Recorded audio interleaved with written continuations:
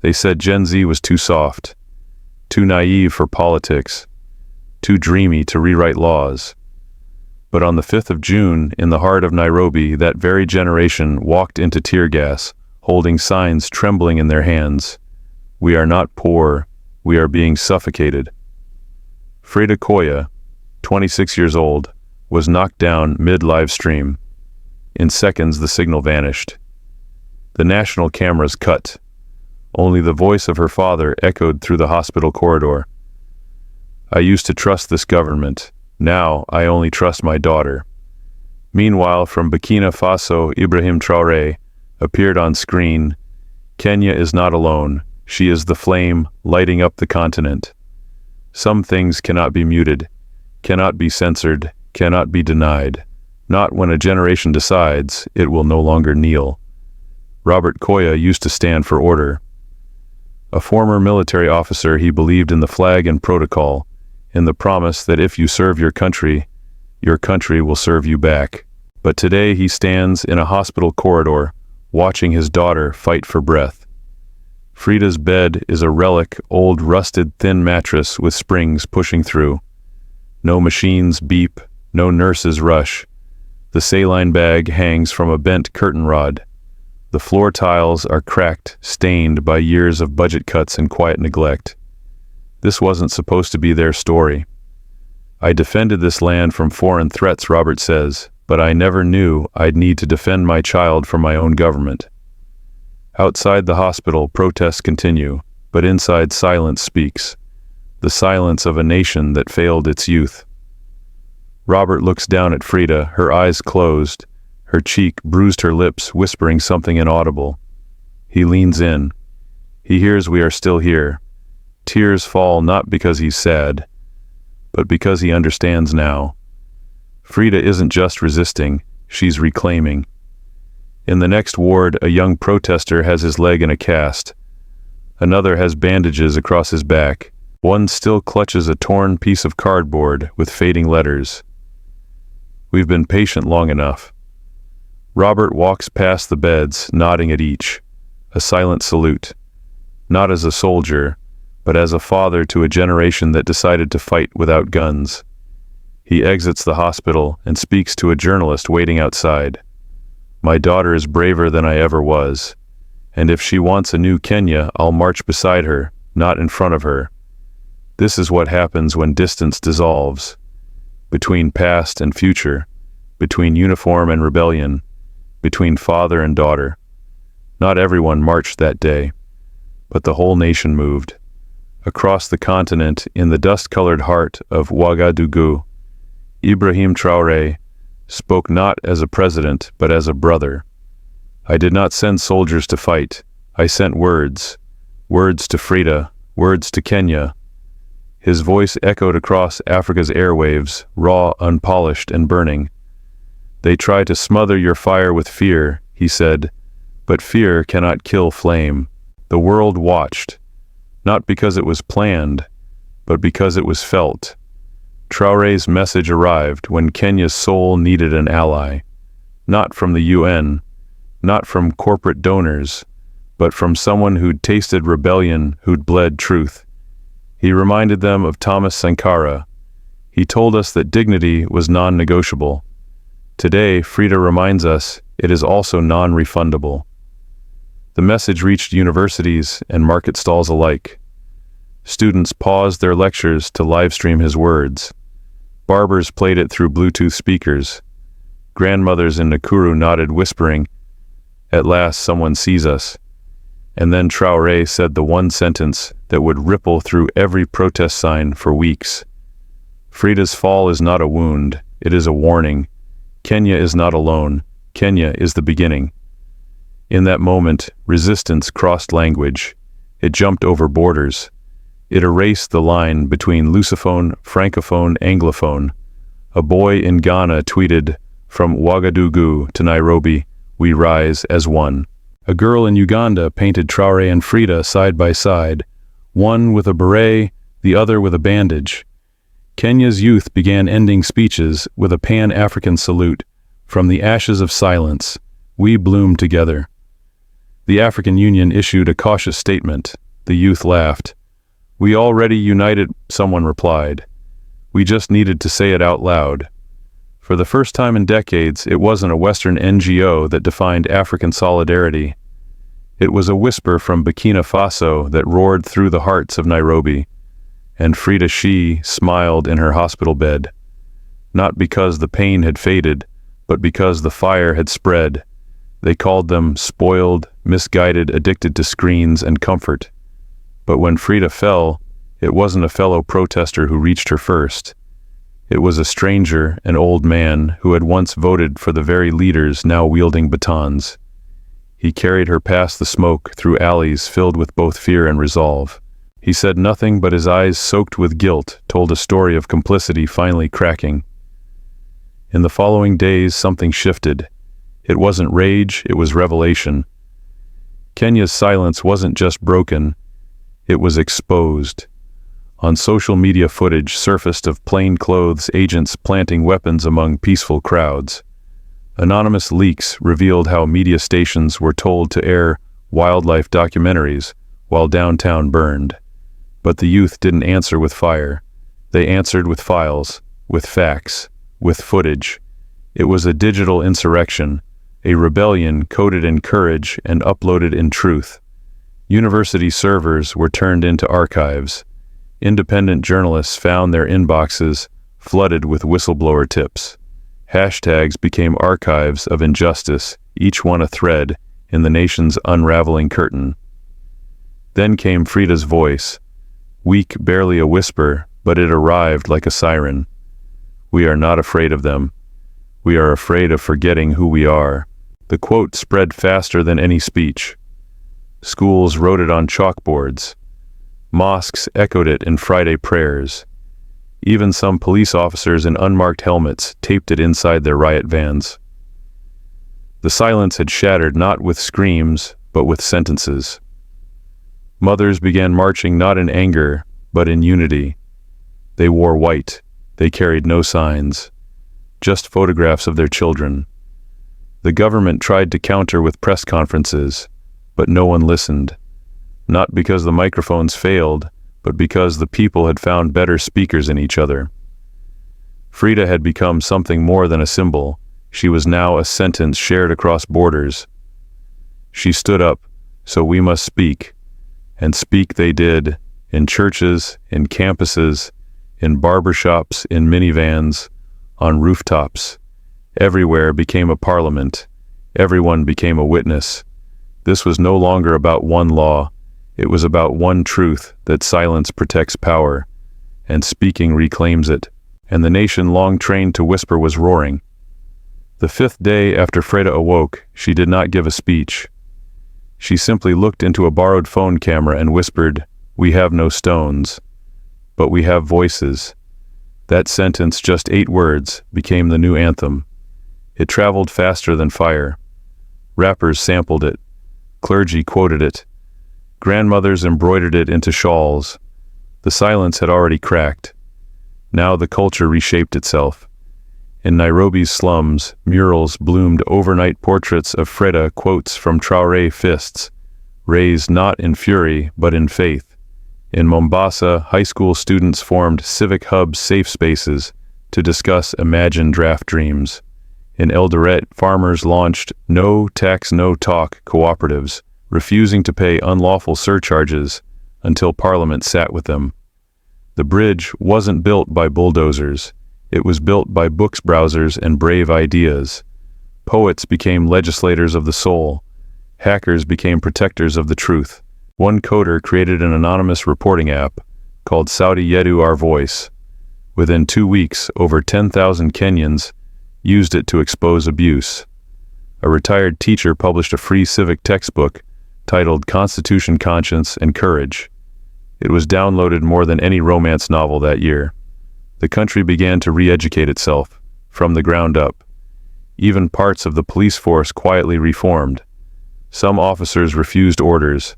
Some leaked orders. Some resigned publicly stating, "I swore to protect citizens, not silence them." Frida watched all of it from her hospital window. She smiled. But she knew this wasn't hers to lead anymore. It had become everyone's. The final bridge wasn't a movement. It was a memory of what had been forgotten and what would no longer be denied. In Parliament, debates grew more intense. One MP stood up holding a photo of Frida and declared, "We failed her. And in failing her, we failed ourselves." Some booed, most clapped, a few wept. Kenya was changing, not with guns, but with grief that chose to grow. In one viral video, a woman stood outside State House and recited Frida's words, "We have no stones, but we have voices." Then she added, "And now our voices are building something no bullet can break." And that was the moment Kenya crossed, from silence to speech, from fear to forming, from reaction to rebirth. The final bridge was never about laws.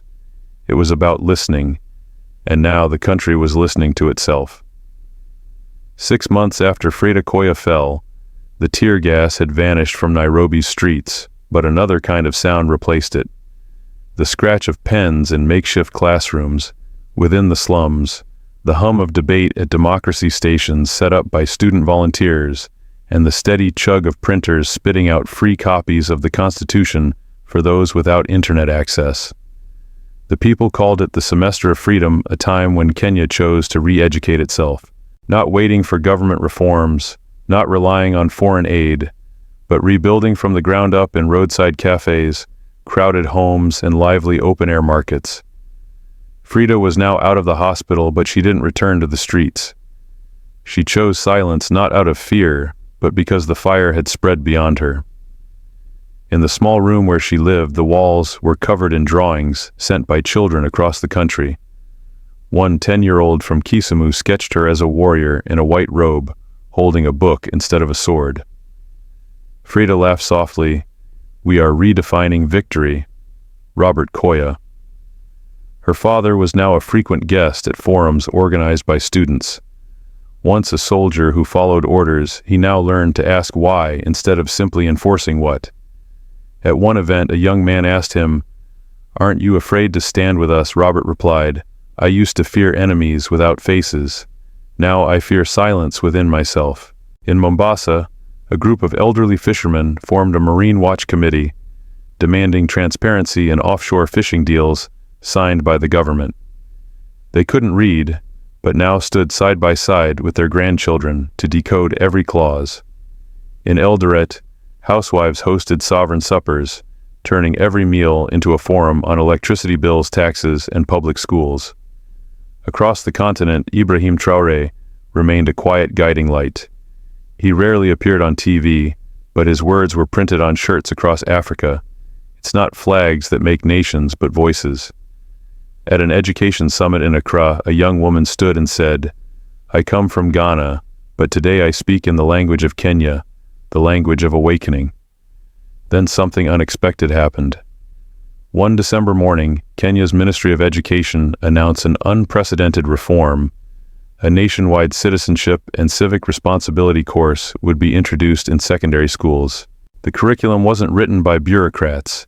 It was co-created by students, retired teachers, and grassroots activists inspired by Frida's movement. Frida was invited to join the advisory board. She declined. Instead, she nominated a 17-year-old girl who had been wrongfully arrested during the protests. "I've said it before," Frida wrote in her reply. "This is no longer my story. It belongs to those writing the next chapter." And write they did. In Nakuru, a young artist opened an exhibit called "Before We Fell Silent," showcasing never-before-seen photos from the protests, not of violence, but of humanity.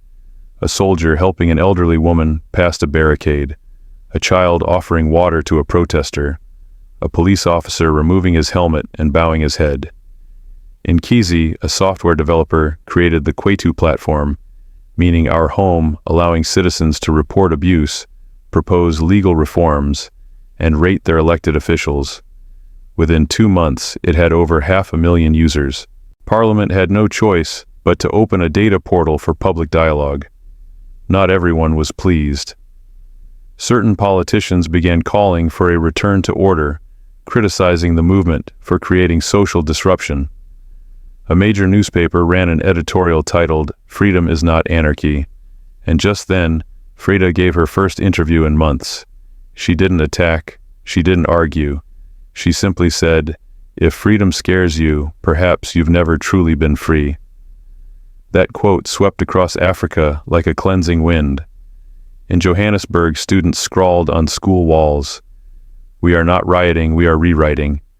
In Dakar, citizens held a day of remembered voices, not to mourn the dead, but to honor those who dared speak first. And in Nairobi, when the new year arrived, instead of fireworks, hundreds of families lit candles and recited the 8 words that had become a national anthem. We have no stones, but we have voices. No UN resolution, no international NGO. Just a people rewriting their own chapter. A country began to change, not because of its leaders, but because it finally began to listen. And the final bridge was never made of stone. It was built from memory, from questions, and from whispers, turned into promises. We will never be silent again. Months turned into a year. Kenya was no longer the same, but change was not linear. It was layered, fragile, and often messy. In the border towns of Busia and Namanga, new tensions arose. Government officials began pushing back, subtly tightening bureaucratic screws. Permits delayed, local leaders reassigned activist teachers given sudden transfers. The youth called it soft silencing, but this time they were prepared. At the University of Nairobi, a student-led think tank published a report titled "Democracy by Delay How Power Shifts Without a Coup." It spread quickly, translated into Swahili, and even local dialects, turning everyday conversations into critiques of governance. Shopkeepers quoted it. Matatu drivers debated it. Frida watched all of this, not with despair, but with determination. She had learned that silence didn't always return with a bang. Sometimes it tiptoed back in the form of comfort routine, or even celebration. It didn't need batons when it had forgetfulness. One night she sat on her rooftop, staring at the Nairobi skyline. Her breath steamed in the cool air. Her phone buzzed. It was a message from a former classmate now working in government. It read, "You won, Freda. Why keep fighting? Enjoy life now." She stared at the screen, then typed, "I didn't fight to win. I fought to wake up. You don't stop breathing after the fire's out. You inhale more deeply." The next morning she packed her bags and boarded a bus, not to another protest, but to Turkana, one of Kenya's most neglected regions. There, drought had returned. Children walked miles for water, but something new had sprouted: the listening circles. A movement started by teachers and mothers inspired by Frida's story. They gathered weekly not to protest, but to speak and be heard. No mics, no media, just honesty. Frida sat in the back, anonymous. An elder woman, barefooted and sun-wrinkled, spoke of how her grandson had been jailed for asking about oil profits. Another whispered how her daughter had vanished after joining a civic group. Then a child no older than 10 stood and asked, "If the Constitution protects us, who protects the Constitution?" The circle went silent. Frida felt her eyes sting, not from smoke this time, but from truth. These people didn't need a hero. They needed each other. She approached the circle leader afterward and asked what they needed most. The woman smiled and said, "Paper and courage." That night, Frida made a decision. Back in Nairobi, she convened a team of writers, coders, illustrators, and former teachers. Within weeks, they launched Msingi Swahili for Foundation. It was a free, printable set of children's books explaining civic rights, government structures, and peaceful resistance through parables, art, and story. One book told the tale of a talking drum, silenced by a greedy king, only to find its voice again when villagers sang together. Another followed a small bird who lost its feathers every time it stayed silent in front of injustice, but grew wings when it spoke. Within 3 months, Msingi. But not all welcomed the effort. One morning, Frida received a summons. She was being invited to a review committee under the Ministry of Culture. Friends warned her it was a trap, a quiet form of intimidation, a way to remind her of lines not to cross. Still she went. In the marble-floored chamber, she was met by 9 officials, most older, polished in suits. One of them, a man with silver hair, smiled politely and asked, "Why teach children to question instead of obey?" Frida didn't flinch. She answered, "Because if they don't question now, they'll obey injustice later. I'd rather raise a generation that bothers power than one that begs it." The room stiffened. Another official interjected, "Miss Koya Kenya needs healing, not agitation." She looked at him gently. "Then start by listening to the wound." She wasn't arrested, nor was she applauded. She was dismissed quietly. But the moment rippled. Someone leaked the audio. It went viral. Young people played it in classrooms, cafes, boda taxis. Even elders nodded with pride. Across the country, "Then start by listening to the wound" became a mural, a ringtone, a hashtag. And something remarkable followed. Former enemies began sitting together. In Kisumu, a retired police chief held a dialogue with protest leaders he once detained.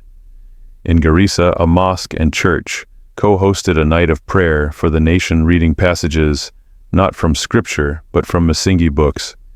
Even Parliament shifted. A new law was proposed, the People's Access Bill, mandating that all public policies be explained in plain language and local dialects, accessible online and in village notice boards. It wasn't passed immediately, but it sparked debate, and that was the point. Frida didn't claim it as victory. She simply returned to Turkana, where a boy ran up to her, holding a hand-drawn comic. It showed a lion and a dove arguing about truth. The boy smiled and said, "I made part 2 of your story." She hugged him. "Now make part 3, she whispered. And so the revolution continued, not with fists, but with crayons. Not in parliaments alone, but in playgrounds, porches and pages. A bridge once built by memory had now become a path walked daily, paved by questions, lit by learning, and guarded by the courage to listen. 2 years had passed since the first protest. Nairobi looked the same to a tourist, but to its people everything had shifted, not in some grand declaration of revolution, but in quiet rituals of remembrance. Every June 5th was now marked not by marches, but by a city-wide blackout of noise. Buses stopped at noon, radios paused, street vendors lowered their voices. It was called the Minute of Memory, 60 seconds, where the entire nation fell silent to honor not just Frida Koya, but every unheard voice before her. It wasn't state-sanctioned, it wasn't ordered, it simply was. Even primary schools participated. Children stood with hands over their hearts, not in allegiance to a flag, but to the idea that truth deserves space to breathe. And yet challenges remained. Corruption had not disappeared. Power still clung to old habits. Disinformation campaigns resurfaced, some fueled by shadow accounts on social media, others whispered in churches and marketplaces. One viral post claimed Frida had fled the country and was living comfortably in Canada, funded by foreign donors. Another said Masingi was brainwashing children to rebel against God. Frida didn't respond, but others did. A teenage girl from Naivasha uploaded a TikTok standing in front of her school library, one built using blueprints shared by the civic hubs. She held a Masingi book and said, "If this is rebellion, then may all of us rebel with books." The clip reached 2 million views in a week. In response, Masingi launched a project called Truth Trails, a network of traveling exhibitions that went from village to village. They didn't just display artwork or quotes, they recreated scenes, the hospital corridor, where Robert Koya once stood. The cardboard sign reading, "We've been patient long enough," the rooftop, where Frida first whispered, "We have voices." But perhaps the most powerful piece was interactive. It was called The Empty Seat. A simple wooden chair with a plaque reserved for the voice that was silenced before it spoke. Visitors were encouraged to sit close their eyes and record a 1-minute message. A child, a grandmother, a farmer, anyone. The recordings were uploaded onto a digital archive called Sauti Ya Milele, the Eternal Voice. Soon the archive had over 70,000 entries. People spoke of stolen land, missing sons, rigged exams, burnt crops, dreams deferred. And across Kenya, something subtle began to take root. Memory became infrastructure. Local governments under pressure began installing people's boards, bulletin panels, where citizens could submit suggestions, view policy drafts, and hold community polls. In Kibera, a slum once synonymous with neglect, residents used theirs to stop a sewage project that would have displaced 300 families. They didn't riot, they voted, and they won. Meanwhile, in the coastal town of Lamu, fishermen created Radio Bahari, a community station broadcasting civic education in Swahili and Bajuni dialects. It played Frida's quotes between segments, always followed by a voice saying, "Don't just remember, remind." Reminding became a movement. In Nakuru, a group of barbers offered discounts if you could recite one civic right. In Kisumu Boda Boda, drivers wore vests that read, "Ask me about your constitution." And in Machakos, a pastor began every sermon with a question from Msingi, urging his congregation to answer not as believers but as citizens. Then came the question wall. On the outer edge of Parliament, an anonymous artist began spray-painting questions in white. Who owns the land beneath our feet? Why are the roads finished before the schools? When did listening become dangerous? Every morning new ones appeared. The wall was washed daily, and yet the questions returned. One day a member of Parliament walked out and scrawled his own, "What would I say to my grandchildren?" The photo made headlines. For the first time, a wall of questions shook the House more than any protest ever had. And yet Frida remained largely absent from the spotlight. When asked why, she replied in a rare podcast interview, "The spotlight is a place where truths burn out. I prefer the firefly's quiet lights that guide you without blinding you." But her absence only fueled her myth. Artists painted her as a mosaic. Children dressed as her for school plays. Poets recited her words like scripture. One night during a blackout in Kisii, a group of teenagers gathered around a candle and performed a play titled "The Girl Who Spoke When the Sky Forgot." At the end, the youngest actor whispered, "We are not echoes, we are beginnings." The phrase caught on, "We are not echoes, we are beginnings." It was printed on reusable bags, woven into carpets, carved into school gates. And then something happened that no one expected. Burkina Faso's President Ibrahim Traoré invited Frida to attend the Pan-African Youth Summit in Ouagadougou. She declined at first, but days later she received a handwritten letter, not from Traoré but from a group of students in Bamako. If Kenya lit the match, let West Africa keep the flame alive. She packed her bags. At the summit, Frida stood before a hall of young leaders. She wore no makeup, no medal, no title. Just a plain blue dress and a notebook. Her speech was short. "I didn't come to lead. I came to listen to what the next story might sound like." Because Kenya wasn't the end, it was the opening line. The room stood in silence, then applause, then chants not her name, but the phrase now etched across a continent: "We are not echoes, we are beginnings." And so the bridge continued beyond borders, beyond languages. No longer a structure to cross, but a song carried on backs and breath. A hymn of quiet defiance echoing not from microphones, but from memory, because some stories don't end. They ripple. The sky over Nairobi was the color of dusk, and dust soft, golden defiant. On the 3rd anniversary of June 5th, there were no parades, no grand speeches, no police barricades, just people. Quiet. Moving with purpose. In a courtyard beside a community library, once burned and rebuilt, a crowd gathered around a circle of chairs. There was no stage, no microphones, just a white cloth on the ground, embroidered with words stitched by mothers from across the country. We carry what we remember, and what we remember builds us. Among the crowd, Frida sat quietly, hood up, head low. Few recognized her anymore, and she didn't want them to. Not because she feared the past, but because she wanted the future to speak for itself. One by one, voices rose from the circle. A mechanic from Nakuru spoke of how he taught his daughter to change oil, and her to him how to challenge local budgets. A widow from Turkana read a letter she had written to her son's ghost, thanking him for teaching her to question silence. A boy barely 13 stood up and said, "I'm not old enough to vote, but I'm old enough to remember." Each voice became a brick, not for walls, but for bridges, bridges of trust, of courage, of continuity. Across town in a public square named Kumbukumbu Remembrance, children played beneath a sculpture of an open hand holding a seed. On its base were 8 words etched in stone. "We have no stones, but we have voices." Tourists thought it was poetic. Locals knew it was literal. For when they had no weapons, they used truth. When they had no allies, they used each other. And when they had no future, they promised one to themselves.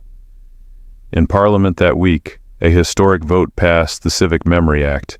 It mandated that every school from city to savannah set aside 1 week a year to study local resistance movements, citizen victories, and the history of those who spoke when speaking cost everything. But perhaps the true legacy wasn't in law. It was in the way people had learned to ask, not argue, to build, not beg, to lead, not wait.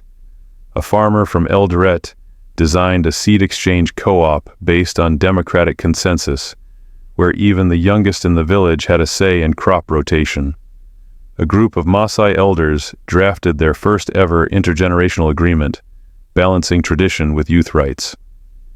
In Mombasa, girls once afraid to raise their hands in class were now leading debates on taxation, the environment, and regional trade. No leader had instructed them, no foreign consultant had advised them. It was the echo of a moment, that first fall, that first whisper that had bloomed into culture. And culture, once awakened, does not return to sleep. Even the media changed. What were once gossip shows now featured civic spotlights. Late-night radio no longer peddled fear, but featured village DJs remixing protest quotes into dance anthems. One TV station launched Voices Unscripted, a weekly segment, where anyone from prison inmates to tea vendors could speak freely to the nation. One episode featured Robert Koya Freda's father, now gray-haired, slower in movement but clearer in voice. Sitting beside a drawing of his daughter, he said, "I was trained to defend borders, but what I never learned until her was how to defend the soul of a people. It wasn't just poetic, it was personal, because every generation had in some way stood at a border between fear and truth. And now more people were choosing to cross. Even churches and mosques joined hands. During one Friday prayer, an imam and a bishop co-led a sermon in front of 500 faithful. Their message was simple: faith without justice is just noise. Meanwhile, Masingi had grown beyond Kenya. Copies appeared in refugee camps in Ethiopia, in girls' schools in Liberia, in prison libraries in South Sudan, translated into 13 languages, not funded by a government, carried by travelers, teachers, and hope. At the African Union headquarters in Addis Ababa, a wall once adorned with abstract art was replaced with children's drawings of civic heroes, some real, some imagined. In the middle was a single quote: "We are not echoes, we are beginnings." It was not signed, it didn't need to be. Everyone knew where it came from, everyone knew where it was going, and Frida Shi returned to the rooftop where it all began. It was quieter now. Below her, Nairobi's lights shimmered like a soft breath, steady, unafraid. She thought of those who hadn't lived to see this day. The ones who whispered, wrote, hid, marched, were beaten, silenced. She thought of the woman who carried her through the tear gas, of the first stranger who listened without speaking. She whispered their names one by one, like planting seeds in the dark. And then she wrote a final line in her notebook: "When we speak, we are not just resisting, we are remembering that we exist." She closed it, looked up at the night sky. Somewhere far away in a rural schoolroom, lit by solar light, a young girl was reading that same sentence out loud, her voice trembling, her classmates listening. Somewhere else, a mother embroidered the words into a quilt, and somewhere a government official paused hearing that sentence through a cracked radio and didn't switch the station. Because stories once rooted in truth don't die. They ripple, they reform, they rebuild, not with fire but with fidelity, not with fear but with the fierce grace of memory. And so the final bridge, the one that all the others led to, wasn't made of steel or law or even voice. It was made of listening. And now at last, the country was ready to listen to itself.